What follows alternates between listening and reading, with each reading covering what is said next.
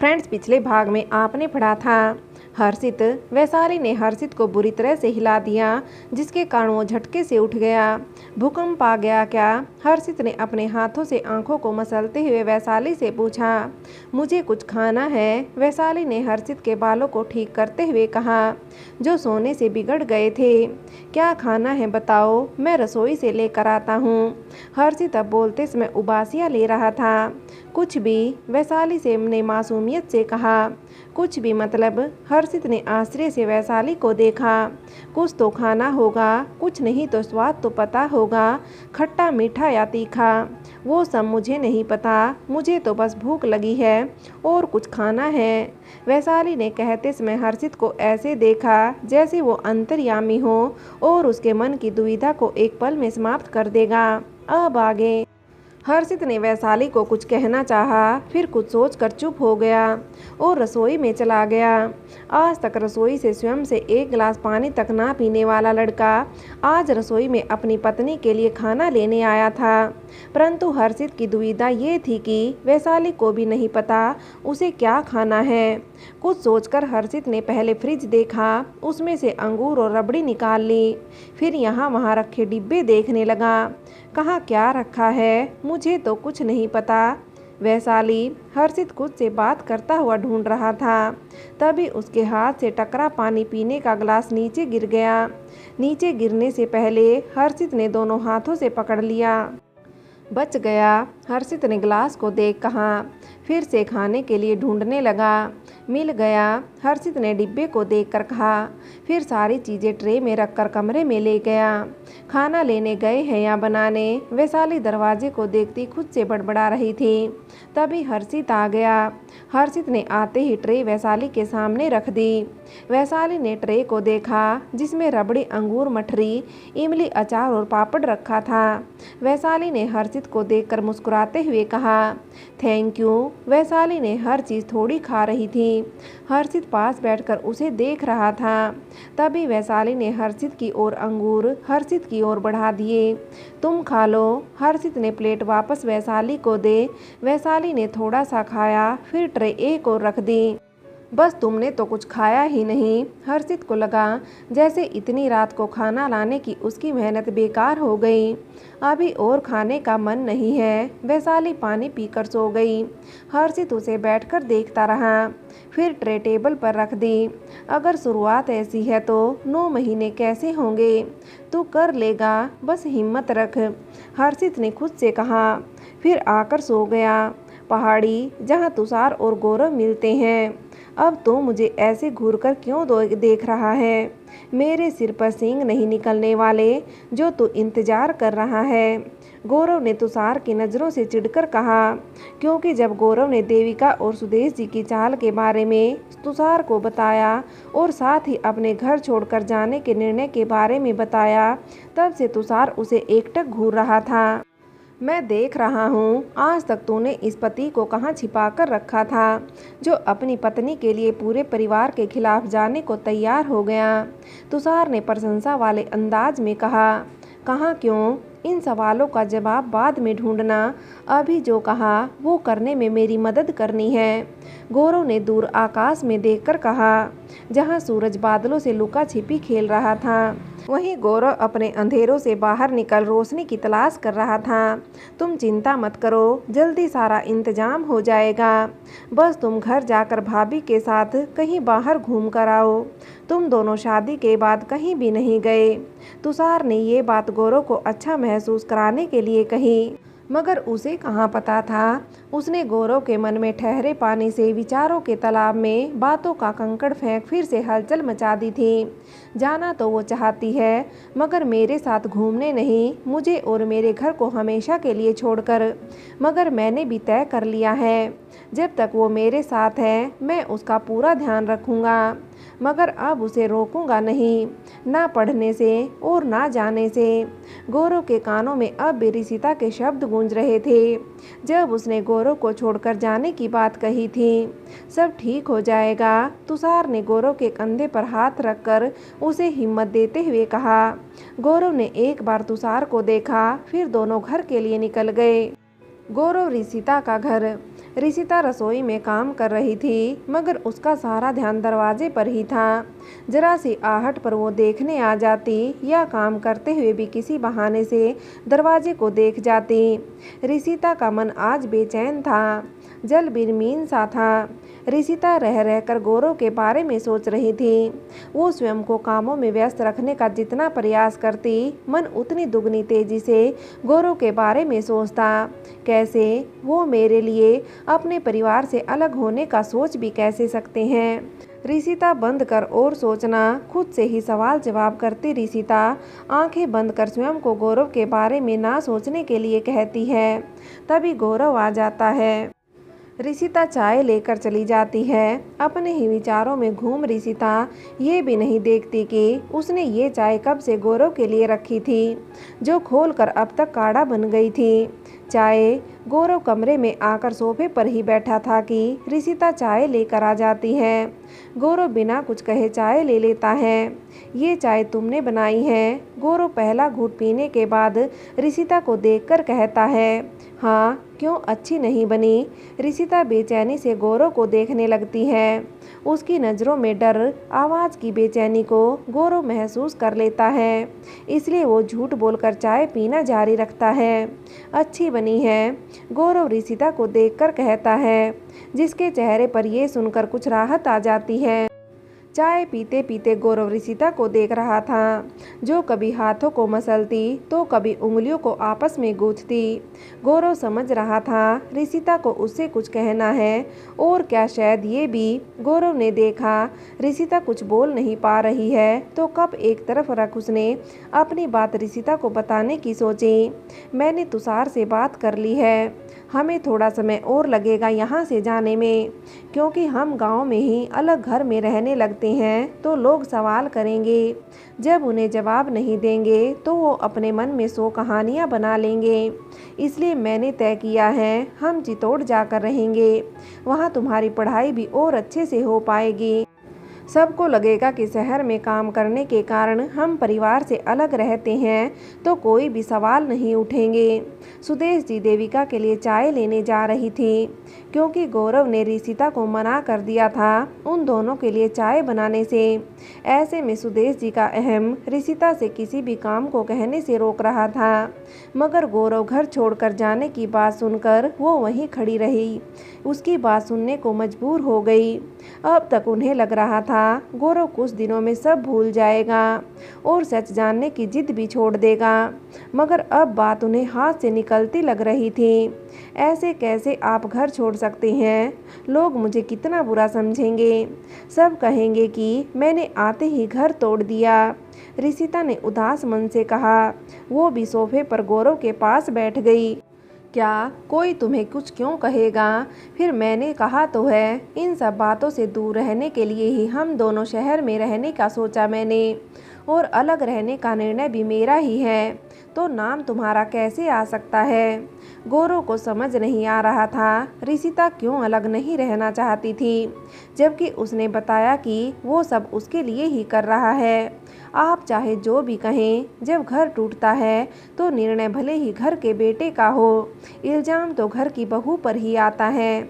उसे आसानी से पराया घर की बता उसकी परवरिश पर उंगली उठा दी जाती है।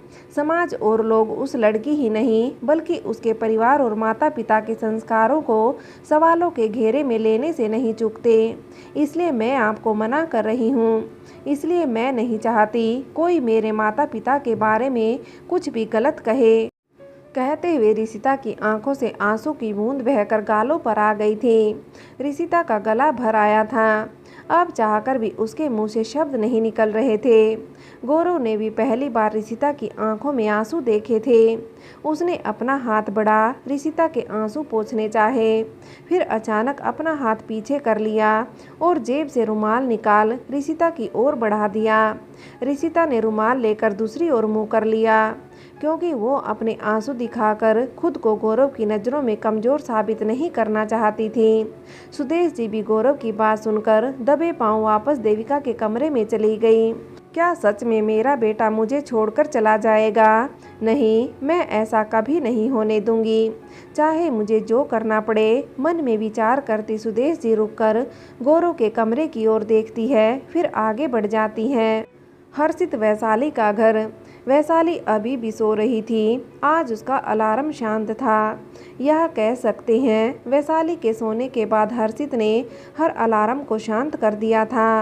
वैशाली एक अंगड़ाई लेती है, बिना आंखें खोले ही हाथ से फ़ोन को आसपास देखती है। अचानक उसका हाथ अपने पास के तकिए से टकरा जाता है और झटके से वैशाली की आंखें खुल जाती हैं। जब उसे एहसास होता है कि हर्षित उसके पास नहीं है, वैशाली अपनी आंखें खोलकर देखती है। पहले अपने हाथों से आंखों को मसलती है, फिर कमरे में चारों ओर देखती है। सामने बंद खिड़की से सूर्य की रोशनी आने का एहसास हो रहा था। वैशाली कमरे की घड़ी में देखती है, जो 8:40 बता रही थी। इतना लेट, ये अलार्म क्यों नहीं बजा? वैशाली नज़रें घुमाकर परे कमरे में देखती है, परंतु उसका फ़ोन उसे कहीं नहीं दिखता। सबसे पहले रसोई में जाती हूँ, खुद से बात करती वैशाली जैसे ही ब्लैंकेट हटाकर पाँव नीचे रखने वाली होती है। हर्षित आकर उसे रोक लेता है। रुको रुको। हर्षित जल्दी से पलंग के पास आता है। वैशाली इस समय हर्षित को ना देखकर उसके हाथ में पकड़ी ट्रे को देख रही थी, जिसमें हर्षित नाश्ता लेकर आया था। पहले तुम नाश्ता करोगी, उसके बाद ही कुछ और। हर्षित ने दूध का गिलास वैशाली की ओर बढ़ाते हुए कहा, जिसे वैशाली ने ऐसे देखा जैसे वो कड़वा काढ़ा हो। मैं सुबह चाय पीती हूँ, वो भी ब्रश करने के बाद। वैशाली ने दूध को मुंह बिगाड़ते हुए देखा। तुम चाहे मुंह बिगाड़ो या फुलाओ, मेरे ऑफिस जाने के पहले मैं तुम्हें दूध पिलाकर ही जाऊंगा। चाय तुम बाद में पी लेना। वैशाली चाहे जितनी भी जिद कर ले या नखरे दिखाए, हर्षित के प्यार के आगे उसका दिल हमेशा हार जाता है। बस हो गया, थोड़ा और, बस एक घूंट। हर्षित वैशाली को अपने हाथ से दूध पिला रहा था। उसने एक हाथ से गिलास पकड़ रखा था और एक हाथ से वैशाली के सिर के पीछे था। वैशाली हर घूंट के बाद मना कर रही थी। हर्षित उसे हर बार थोड़ा थोड़ा कहकर पिला रहा था। देखो कितना आसान था। हर्षित ने खाली गिलास को देखकर कहा, अब तुम आराम करो, ऐसा नहीं कि मेरे जाते ही रसोई में घुस जाओ। कहते हुए हर्षित ने वैशाली के चेहरे को अपने हाथों में ले लिया और इसके सिर पर प्यार भरा निशान दे दिया। जब हर्षित वैशाली से अलग होने लगा तो वैशाली ने उसकी कॉलर को थोड़ा कसकर पकड़ लिया। हर्षित ने वैशाली की आंखों में देखा। हर्षित को लग रहा था जैसे वैशाली आंखों से उसे रुकने के लिए कह रही हो। हर्षित खुद भी तो नहीं जाना चाहता था। वो इस समय हर पल वैशाली के साथ रहना चाहता था। वैशाली भी अपने इन खास दिनों का हर क्षण हर्षित के साथ जीना चाहती थी। अपनी हर भावना उसके साथ बांटना चाहती थी। जल्दी आऊँगा। हर्षित ने वैशाली के हाथ हटाए बिना उसे देखे बाहर निकल गया, क्योंकि वैशाली की आंखों में बसे प्यार की दुनिया को एक पल भी छोड़कर जाना उसके लिए मुश्किल था। वैशाली बेचैन सी कमरे में यहाँ से वहाँ घूम रही थी। उसे हर्षित की याद आ रही थी। उसने फ़ोन उठाकर हर्षित का नंबर निकाला, कुछ सोचकर फ़ोन वापस रख दिया। फिर वैशाली अलमारी के पास गई और उसमें से हर्षित की शर्ट निकालकर पलंग पर बैठ गई। ये वही शर्ट थी जो हर्षित ने उसके जन्मदिन पर पहनी थी। वैशाली उसे छूकर उस रात को याद कर रही थी जब वो और हर्षित छत पर सो रहे थे।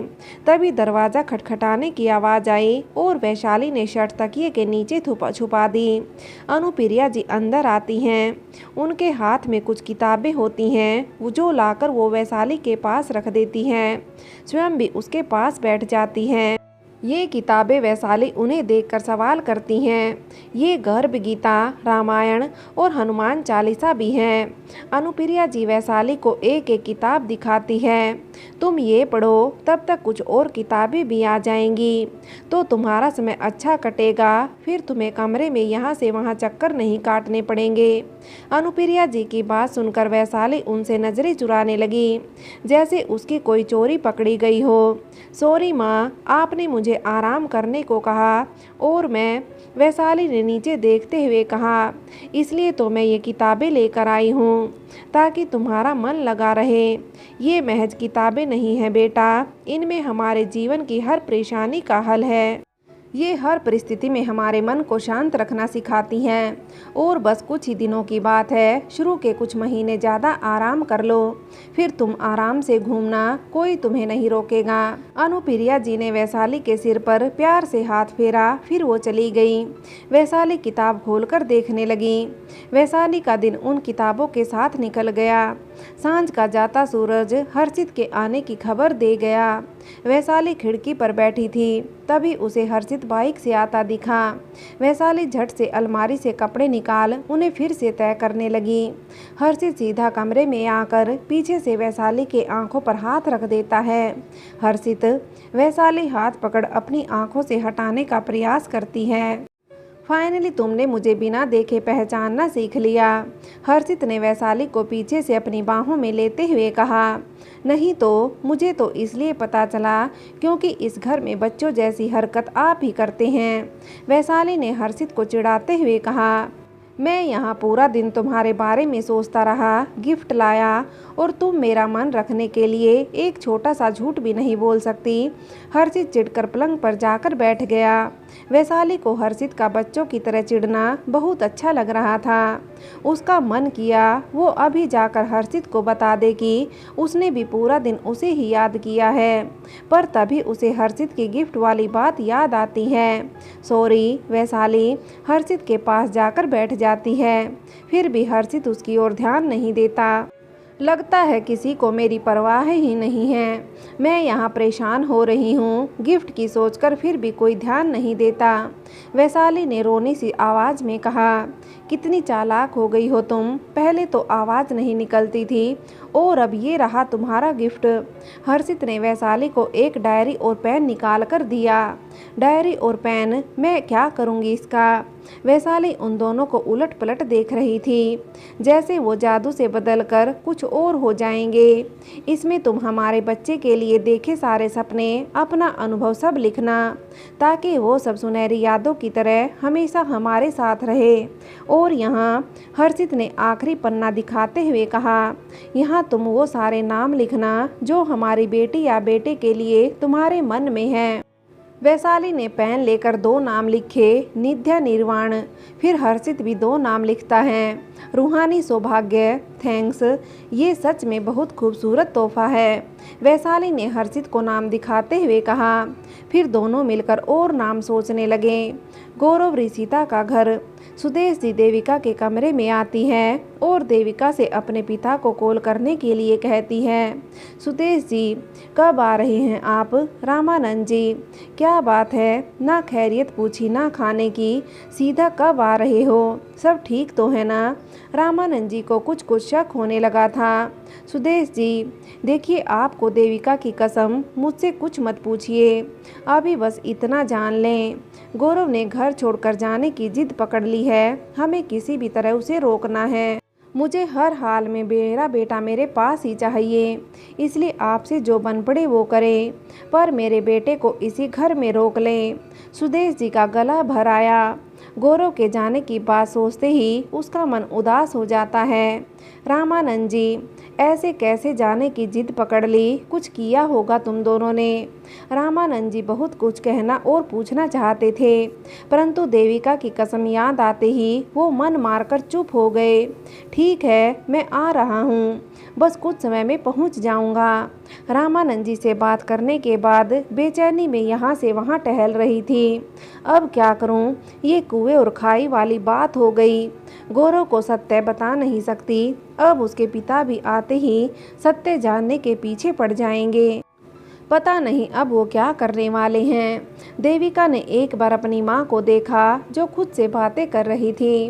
देविका ने उन्हें देख बेफिक्री से कंधे उचका दिए। फिर से वो फ़ोन पर गेम खेलने लगी।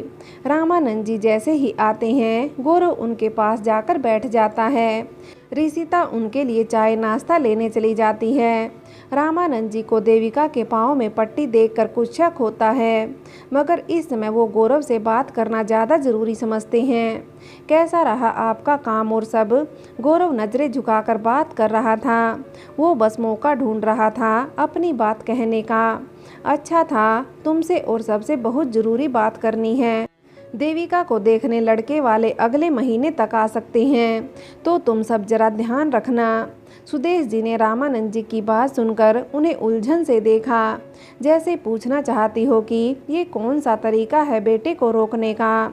वहीं देविका गुस्से में अपनी माँ को देख रही थी, जो इसमें बलि के बकरे जैसा महसूस कर रही थी। उसे लग रहा था जैसे उसके भाई को रोकने के लिए उसे इस घर से भेजा जा रहा हो। नाश्ते की ट्रे लाती ऋषिता के पैर ये सुनकर दरवाजे पर ही रुक गए। फिर उसने आंखें बंद की, जैसे उसे समझ आ रहा हो ये सब क्या करना चाहते हैं। ऋषिता ने आंखें खोली, अपने विचारों को शांत किया, फिर अंदर चली गई। ऋषिता ट्रे रखकर वापस जाने लगी, तभी रामानंद जी की आवाज़ सुनकर उनके पांव रुक गए। तुम कहाँ जा रही हो? तुम भी इस परिवार का हिस्सा हो। अब इसका हर सुख दुख तुम्हारा भी है और यहाँ के हर फैसले को जानने का अधिकार है तुम्हें। तुम भी यहीं रुको। रामानंद जी की बात सुनकर ऋषिता सिर झुकाए एक और खड़ी हो जाती है। पापा, पर इतनी जल्दी सब? मेरा मतलब है कि आपने कुछ बात भी नहीं करी पहले। गौरव उलझन में था। इतनी जल्दी इस बात को सुनकर? जल्दी कहाँ, बात तो बहुत समय से हो रही थी। बस मैं सब तय होने के बाद तुम सबको बताना चाहता था। अगले महीने वो आ रहे हैं, तो अब मैंने तुम सबको बता दिया। रामानंद जी ने अपनी पत्नी को देखते हुए कहा। फ्रेंड्स, आगे की कहानी के लिए कहानी का अगला भाग देखें।